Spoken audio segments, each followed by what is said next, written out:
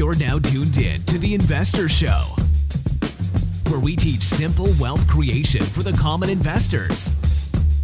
With investment advisor, award-winning author, international speaker, and founder of Royal Financial Investment Group, Prince Dykes.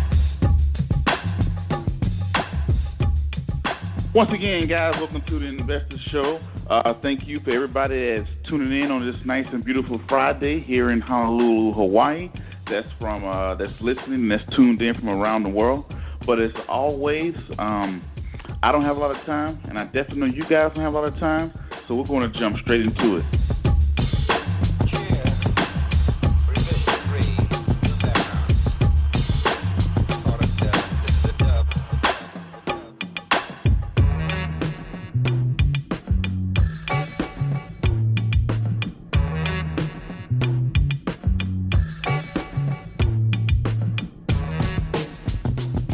So as you guys probably already have saw in the flyers or description of this episode, I have a very, very, very special guest. I ran across his story and I was doing some background on it, and I was like, man, that's an awesome story for him to share. The guest I have here is Mr. Marques Ogden, and he's a NFL, was a former NFL player. That went through some financial issues, that went through entrepreneurship, brothers in the NFL, Hall of Famer, all this other great stuff. So I thought he had an awesome story that he can share with you. But before I get any further, let me go ahead and welcome Mr. Ogden. Mr. Ogden, how you doing? How you doing, Prince? Okay, awesome. Definitely thank you for stopping through today. And first, for people who don't know you, could you tell people who is Mr. Ogden? Yeah, my name is Marques Ogden. I'm originally from Washington, D.C. I went to St. John's College High School, the same high school that Kevin Plank, who owns Under Armour, went to. I graduated with 3.9 GPA overall. I got a scholarship to play football at Howard University. I ended up there being there for 5 years. I redshirted my first year. I had no plans of being an NFL athlete. When I went to college, I actually wanted to be a doctor, and then actually wanted to be an investment banker. My father worked in banking all of his life.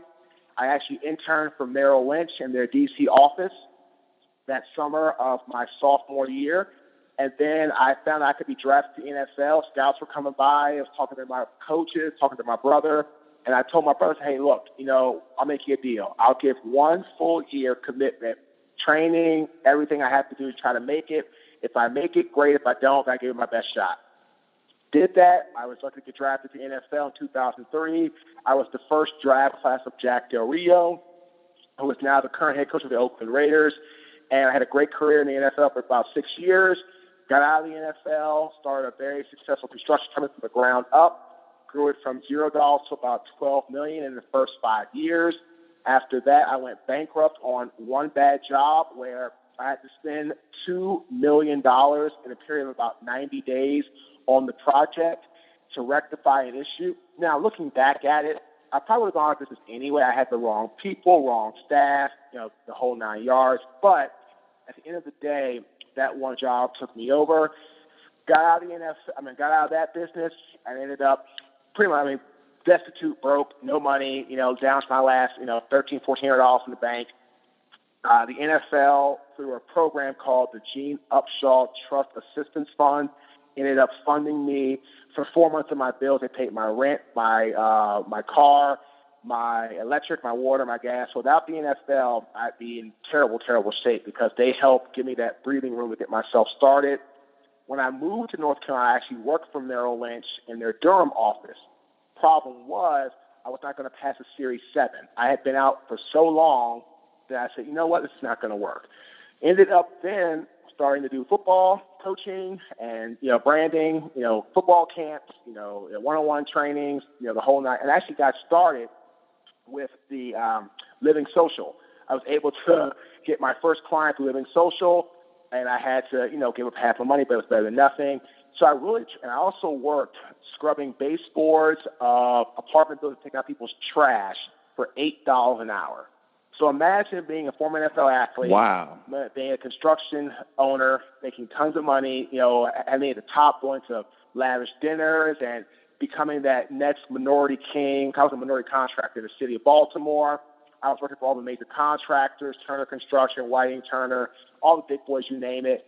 And I was at the table with them, getting paid a lot of money, getting $1 million checks for business, things like that, to then going bankrupt and broke in less than a 3-month period. And then you are ending up working for $8 an hour as a side business, of course, to coaching, but taking out people's trash and doing whatever you have to do, vacuuming floors, whatever I had to do just to keep the lights on. So I've been through it all. I've literally been through it all. And then I ended up taking a huge gamble. I actually just made a post on LinkedIn today. I don't know if you've seen it or not yet. I took a gamble writing a book. Wasn't sure how it was going to be received. Wasn't sure people were going to like it. People were going to buy it. Wasn't just going to sit on, wasn't going to do anything. Took the gamble, did the book, became a bestseller within a week. From there, I started motivational speaking. I've been doing it as a career for about the last 12 months. And I've spoken already for 5. I'm doing that one today. 5 Fortune 500 companies, which are our first business bank. I'm doing them today at 2 o'clock in Raleigh. I've done JP Morgan and Chase. I've done Cisco. I've done Siemens. And I've done NetApp. So I've truly grown the brand and my business from the ground up.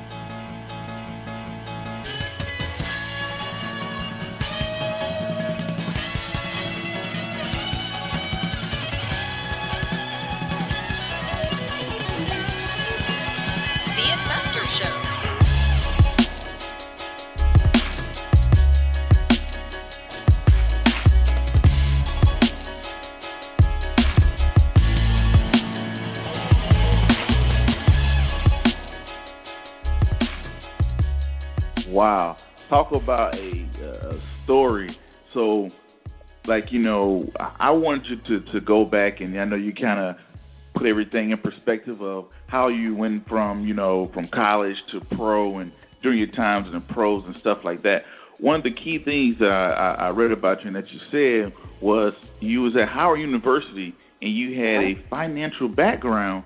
How did that feel when everything just to go from NFL player to just broke? What got you through that dark time, that dark space? I met my wife on Match.com about 6 months before everything hit, and we ended up moving. We met on Match in July. She came up to see me in August. She moved in with me that December. That December, right before Christmas. So all this September, October, November. So after basically 5 months of talking and dating, when she moved up with me, left her job.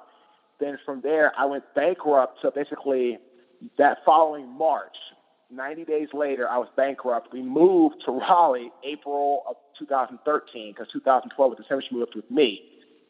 Ended up just going through a spiral. The only way I really got through it tremendously and honestly was the NFL and, of course, my wife. At the end of the day, the NFL really does a good job of trying to help players transition if the player is willing to own up to the mistakes they've made and ask for help. The NFL can't do everything if you don't talk to them about it. But we have programs now like the NFL Trust, the NFL Player Care Foundation, Gridiron Greats.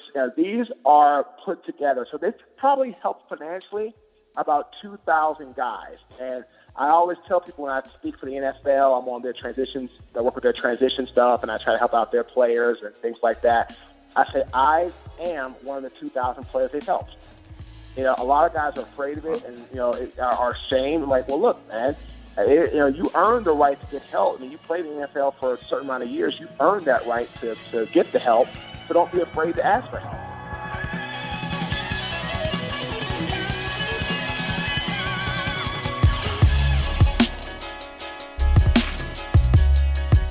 You're tuned into The Investor Show with Prince Dykes.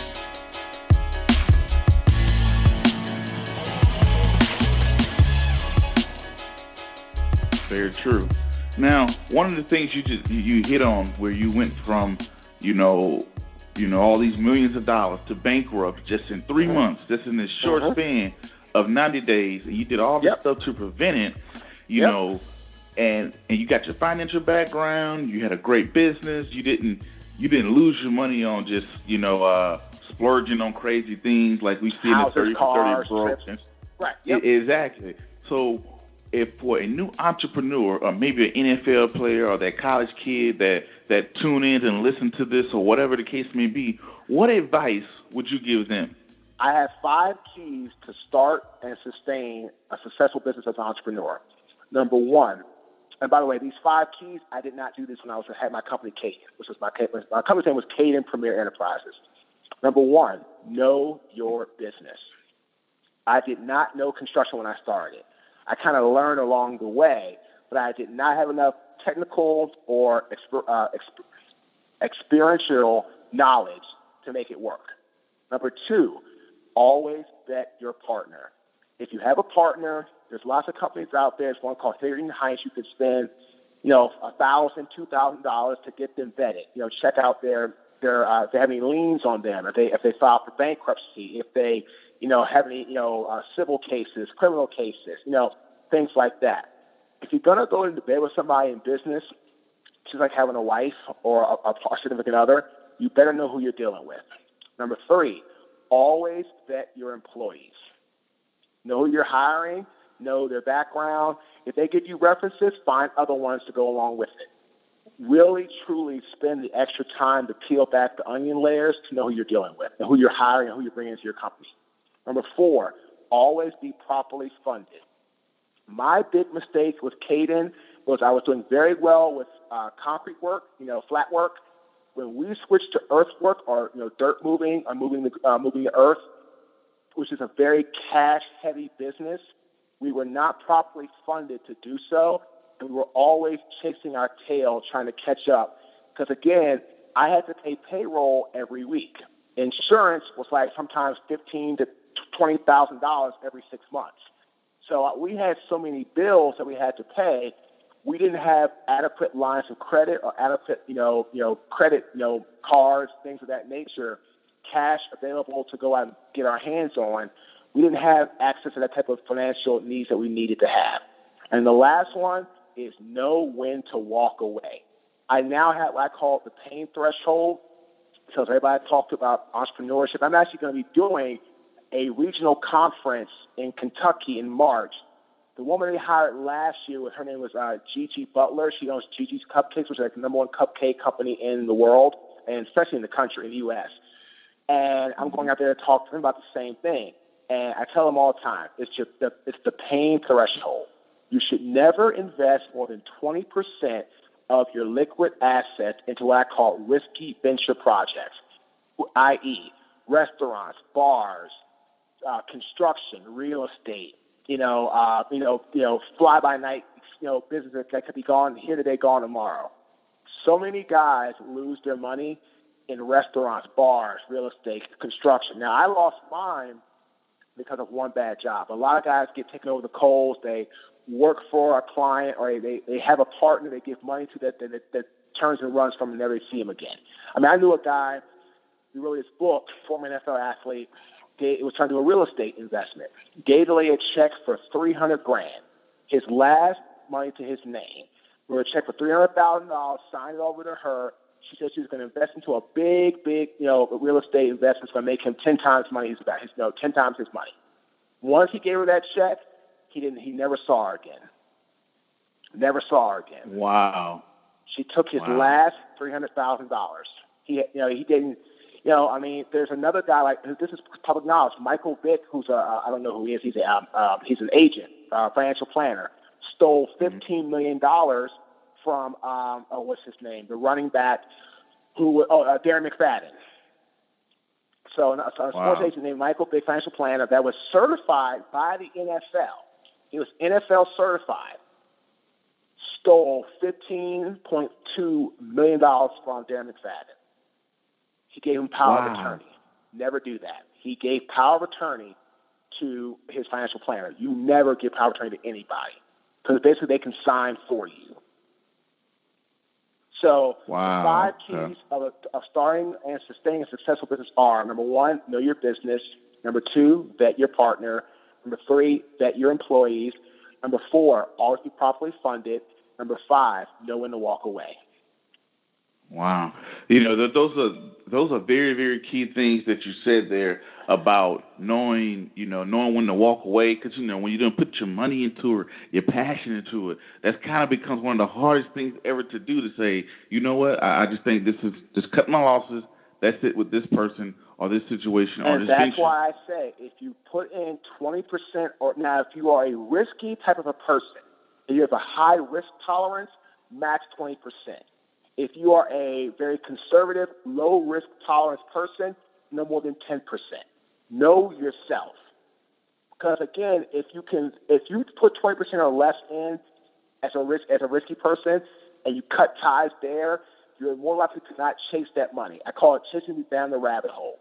If you put in 30%, 40%, and 50%, and your half your money's gone, like that's happened to me. Like I should have put no more than $400,000 in the cadence and then walked away. But I leveraged my home not once but twice. I took out 2 loans for one for $200,000, one for $175,000, off my home. I ended up exhausting our bank line of credit it went from it was down to 0 up to like almost $1.5 million. I exhausted everything, through payroll, sumps, materials, equipment. You name it. I exhausted everything to think of. I still have problems I have to deal with from a contractor from the past trying to come after me. But the thing is, they can't come after me because at the end of the day, my wife now owns our businesses, and I don't have anything in my name anymore. At the end of the day, for me, I understand business. I have things in my name that are smaller, but my wife, because she doesn't have anything in business herself, it helps her build up her brand. So we put she writes books now, but our big thing now that my wife owns that we do very well is we have these speaking academies all across the country.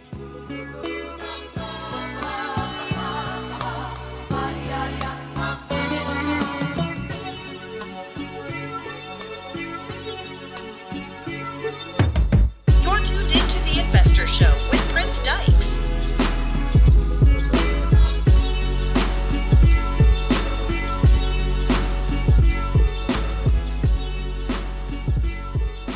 Okay, awesome.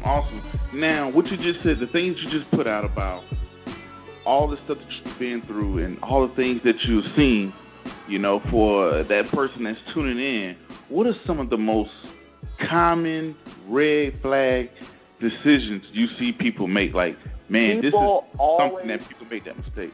People always want quick money. In business, there is no such thing as quick money. Unless you hit the lottery, and again, 100% of them go broke. They don't know how to save it. People think they can get rich overnight, like the .coms of back in the mid to late 90s. Yeah, you can do that, but you have a better chance to get hit by lightning. If you're trying to start a business, it's going to take you at least 3, sometimes 5 to 7 years to get it sustainable and to get it where it needs to be, where it becomes a well-oiled machine. I made it to year 5 and went bankrupt. So again, if you're not ready to go for a 15-round or 12-round heavyweight, boxing, slobber knocker championship fight with a business, don't even start it. So with our speaking academies, what we do is we help guys or entrepreneurs or anybody that wants to transition, start a business, become a public speaker, build your brand. We help you make smart decisions and choices. So we have different segments like how to tell your story to potential investors or to potential people to hire you, how to build a proper website, financial literacy and opportunity, things like that. We help you, speech, tailor, and construction, how to talk to different people about your business, how to vet people, social media branding and awareness, how to create awareness around your brand through social media that's free. I didn't have that when I had my business. So our academies, which are becoming very well known with the NFL, the MLB, NHL, and we're talking to the NBA here shortly, they're trying to have their athletes come through our program to kind of help them prepare for life after sports. And then people come to us to kind of help themselves prepare for if they want to change jobs or they want to start a business. how to go about it. And we have a lot of great networking. Like we've got New York Life Insurance that's coming to our academy. They're a Fortune 50 company. I had a call with Golden Corral today about coming, looking to try to bring people on to hire by their franchises. We're talking to Home Depot. We're talking to USAA. We're talking to H&R Block. We're talking to Hooters, SunTrust Bank, you name it. So we're trying to create an atmosphere where people can learn how to public speak, learn how to transition from one thing to the next if they're looking to do that, and then learn how to grow their brand through meeting people that might be able to hire them or might be able to hire them, to retain their services for work as a company and hire them for their products and services, all types of things. So we had our first one in Atlanta this past October. It was sold out. The one in Kansas City is already at about 60 people that are attending, and we're only going to do about 150. So we're well ahead of the curve for sign-ups and sponsors, things like that. So it's a great opportunity. Now, for people that, I know you mentioned about your book. I did see that about your book, and, I would definitely be grabbing a copy. And also what I'm going to do is the first two people that email the show, info, I-N-F-O, at royalfinancials.com, you send over email. The first two people that send over email and put in the email, put the name in, put my name in, put in print. First two people that send me that email, they will also get a copy of your book sent to them as well to check out and stuff like that. Okay.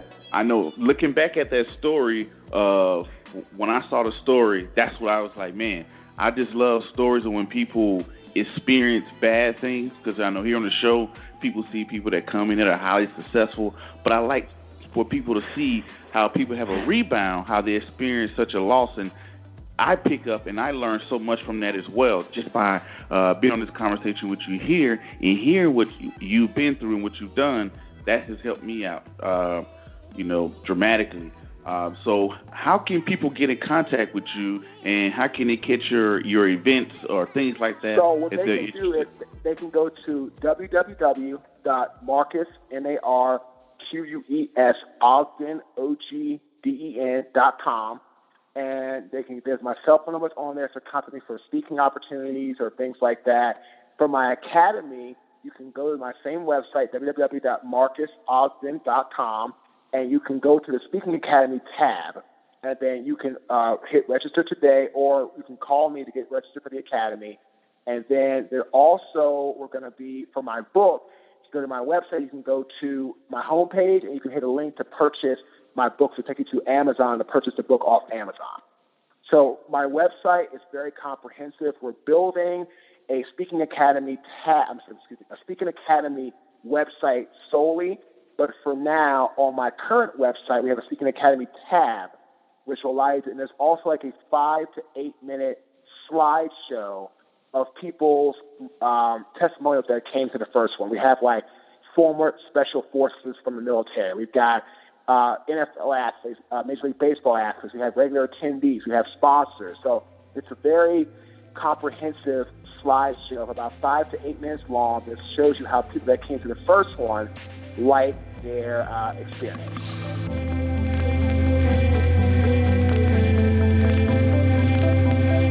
Stay tuned for The Investor Show.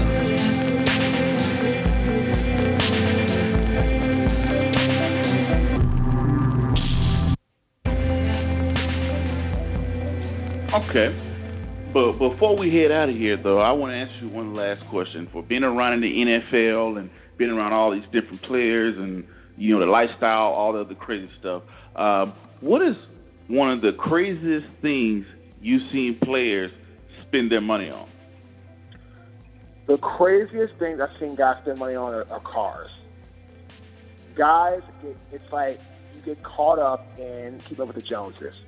Now, I happened to me my first year. I bought a very nice Escalade, but I didn't buy it until I made the roster, until I knew after my first check, and that was the only thing that I bought of value. I knew guys that bought cars when they were leaving college, and they had their agents bump them $100,000 to buy a car or to buy this or that. I mean, I've seen guys buy, Bentleys and Lamborghinis trying to keep up with other guys in the locker room, And I'm like, dude, you can't do that. If you're a seventh round pick, you can't keep up with the first round pick. If you're a first round pick, you can't keep up with a 15-year vet. So guys spend money on a lot of things, but the thing I've seen the most in my career, my 6-year career plus my brother's career over 12 years, would definitely have to be automobiles. Wow. So the thing, do people, like when you get drafted, since you've been there, you get that drafted, from the outside looking in, I never was good at sports. I knew I wasn't going nowhere with sports myself personally. So from the person that's looking from the outside looking in, we see the crazy contracts. Oh, this person signs for $80 million contract.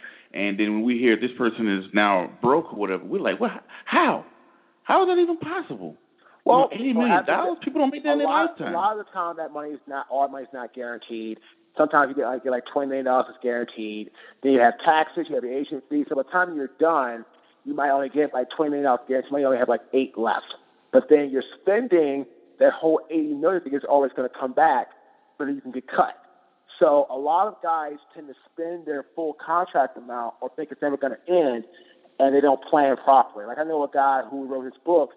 He ended up always being in the negative at the start of every football season. He was a star at South Carolina. Then he got kicked out of there, went to a D3 school, ended up getting undrafted for the Cowboys as a running back. Had a great 3-year career with the Cowboys, and then ended up getting traded to another team. And at the start of his 5th year, he was in the negative.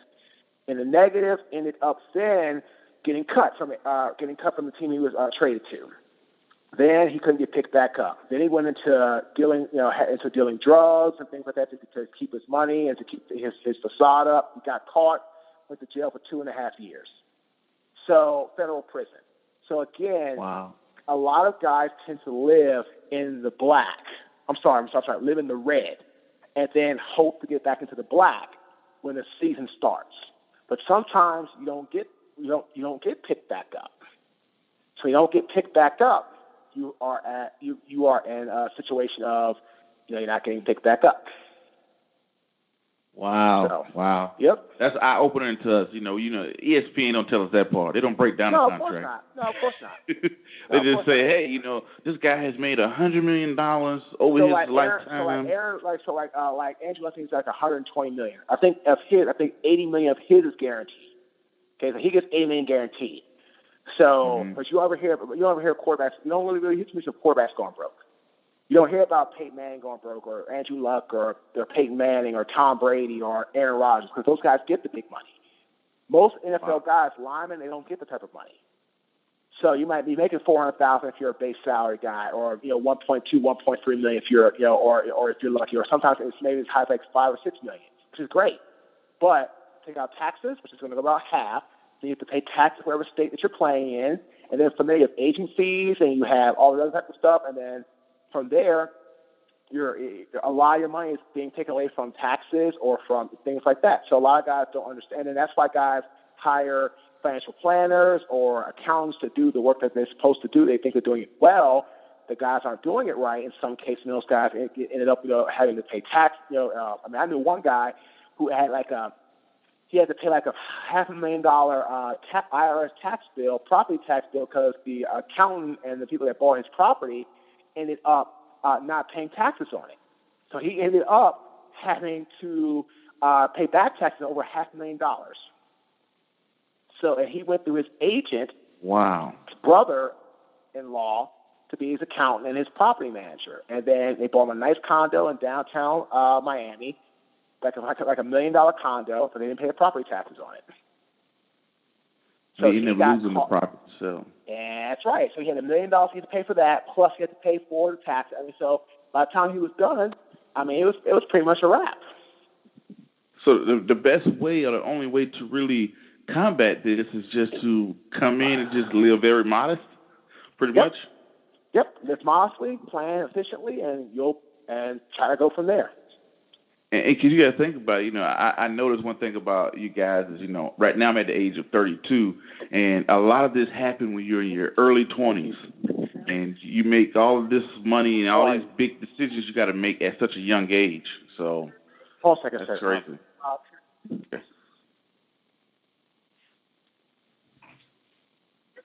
So, yeah, Prince, but the thing is coming in, live modestly, and be very, very careful with who you bring into your circle, financial planners, lawyers, accountants. And honestly, if guys could get some educational information on financial literacy, they will be much better off. Okay, very true.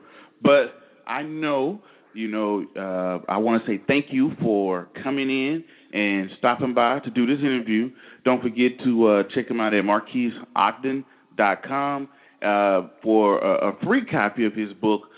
Send an email over to info@royalfinancials.com. The first two people to send that email and write in the name Prince, and I will know that you got the password or whatever, and I'll ask you for your email address, and that would be, courtesy of the show. And to thank Mr. Ogden for his time, for stopping by the show. And, thank you guys, and I appreciate it, and I thank you for your time. Thanks, Prince, for having me, man. All right. Anything you want to leave out on? No, man, just tell everybody, definitely check out the Academy, May 10th and 11th in Kansas City, Missouri. If you're looking for somebody speaking on financial literacy, leadership, business motivation practices, go to my website, www.marquesogden.com. Give me a phone call. And I've already got about 20 gigs booked already. I'm looking to even get hired by Columbia University here in early part of January. So I have the credentials. Give me a call. But definitely trying to become a speaker or transition. Definitely come to our academy in May in 2017 in Kansas City. Awesome. Thank you guys. And always, you guys are ready to do. Until the next episode, peace, be safe, and I'm out.